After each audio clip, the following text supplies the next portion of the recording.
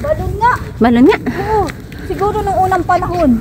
At dahil nga po rest day na naman namin, abay nasa galaan na naman po kami. At nadaanan nga po namin aring makamaraming building na ari ay hindi nga laan po namin alam kung ano ari. Ay para po ba yan namang makamagandang tumira dini at hindi nakakainit. At dahil nga po napakalamig na nga dini sa Korea ay kami nga po ay mabili ng makakapal na jagger. Ay naku ay ari na nga ang makamasama pagka talaga namang nalabas at talaga namang nauubos ang pera. Ay dini po talaga ay makamahal talaga ang bilihin, kaya po kung anong kailangan ay yun laang dapat ang bilhin. Kaya nga po pag kami nalabas ay kami po ay sama-sama para po kami ay makatipid sa taxi. Pakita ko nga po sa inyo kung saan nagtaping ang Jewel in the Palace.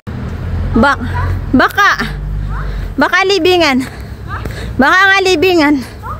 Oo. Bakit pagong? Ay, libingan niya. Ay, libingan nga. Libingan? Oo, sabi. Yan. Okay na. Ayan. Ano naman to? Balon?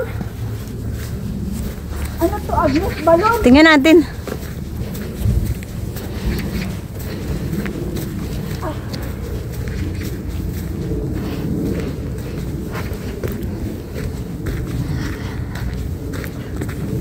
Ay! Lalim, balon nga. Balon nga. Oo, siguro nung unang panahon. Ayun, oh. Balon? Doon. Ay, dito Naga-shooting. Dito po naga-shooting ang Jewel in the Palace. Jewel in the Palace. Ayan o. Ang ganda. Jewel in the Palace. Dito naga-shooting ngayon. Oo, dito naga-shooting. Oo. Tapos din may na ba? Ay, dito naman. Oo, magini.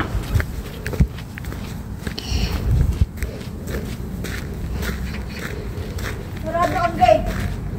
Ay, gate 2. Ano? Yan ang gate nila. Ang laki ng gate. Yan ang gate nila. Ang laki ng gate. Ito ay gate ng unang panahon.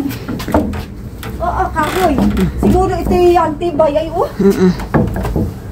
Ay nakakatuwa po ba yan naman na yung dati kong inakaadikan na Jewel in the Palace, abay napuntahan ko na yung pinagshootingan. At bago nga po kami umuwi ng bahay ay dumaan po muna kami din sa palengke. At pag nga po kami ay nagala ay talaga naman po kami ay marami na nang inabili at kami nga po ay sa bukid nakatira. Dahil nga po naandini kami sa Korea ay gustong gusto ko po talagang subukan yung mga pagkain sa street foods. Kaya naman po kahit kami ay nalabas tuwing rest day ay kami naman po ay nakakatipid dahil nga po ay nakain na lang kami pag sa mga murang pagkain. Ay ari nga po ang binili ko at ari nga po ay nakikita ko sa mga Korean drama. At habang nabili nga po kami ng orange ay nakita nga po namin yung katrabaho naming taga Vietnam.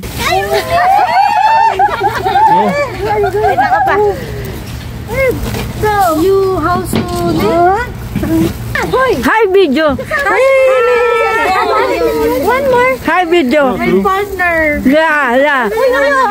Ay gayon po talaga kami mag-usap dahil nga po kami ay hindi naman nagkakaintindihan ng salita, hindi rin po sila masyado marunong magsalita ng English. Kaya naman po pag kami ay nasa trabaho, kami po ay sign language ang gamit para po kaming mga pipi. Mga ka-Frenzy, thank you for watching!